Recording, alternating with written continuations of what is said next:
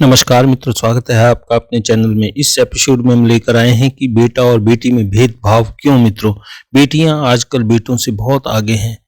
इस युग में तो बहुत ज़्यादा तरक्की करते हुए दिखाई दे रही हैं। देखिए, इसका विस्तार से हम बातचीत करेंगे। अभी तक आपने इस चैनल को सब्सक्राइब नहीं किया है तो सब्सक्राइब करें, लाइक करें, शेयर करें, बेल आइकन के बटन को जरूर दबाएं ताकि हमारी वीडियो सबसे पहले आप तक पहुंच सके। मित्रों, देखिए, बेटी के जन्मदिन में खुशियां नहीं मनाई जाती, लेकिन वहीं बेटा पैदा हो जाए तो बहुत मिठाइयाँ बांटी जाती हैं, खुशियां मनाई जाती हैं। दिखावा मात्र ही करते हैं मित्रों, और बहुत ज़्यादा अधिक धन खर्च किया जाता है। जब बेटी जन्म लेती है तो मुंह बना के मुंह लटक जाते हैं सभी के मित्रों। लेकिन आपको याद होना चाहिए, यदि घर में बेटी आती है तो कहा जाता है लक्ष्मी आई है, बोलकर दिलासा देते हैं मित्रों। लेकिन बेटियों का जो दर्जा है वह लक्ष्मी के बराबर नहीं मिलता है। किंतु बेटी के जन्म होने पर उसे लक्ष्मी क्यों कहते हैं मित्रों? और बेटे के जन्म पर ये क्यों नहीं कहते कि शिव जी आए हैं, विष्णु आए हैं?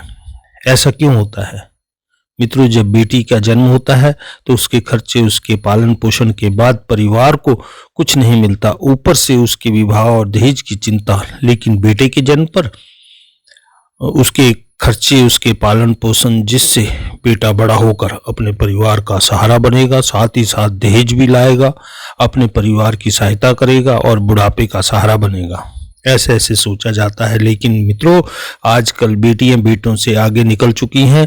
उन्होंने यह करके दिखाया है कि हम सबसे आगे हैं मित्रों।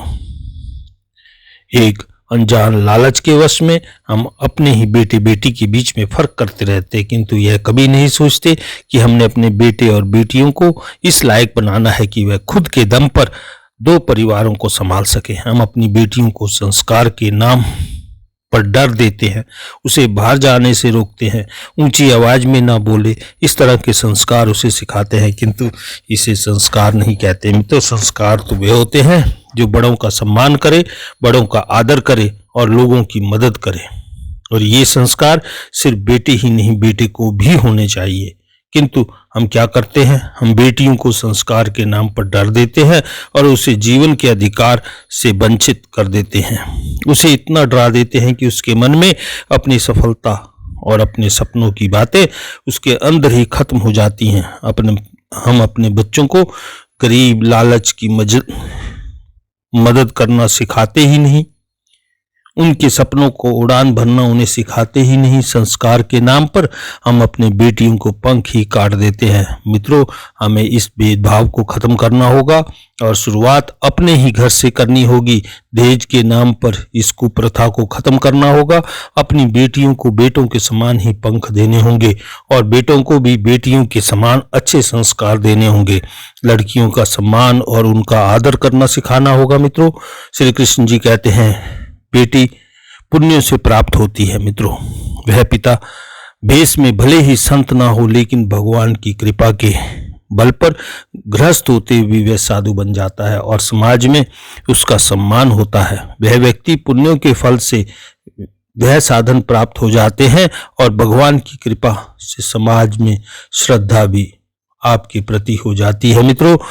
कहा है, जिस दिन जिसके घर में बेटी का जन्म होता है उसी दिन से उस घर में भूमि पूजन के यज्ञ हो जाते हैं। वह भूमि की यज्ञ भूमि बन जाती है मित्रों।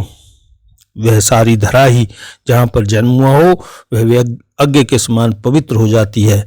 इसलिए कहते हैं, बेटी का भी उतना ही सम्मान करें जितना बेटे का। देखिए, बेटा एक कुल को उतारता है और बेटियां दो दो कुलों को उतारती हैं मित्रों।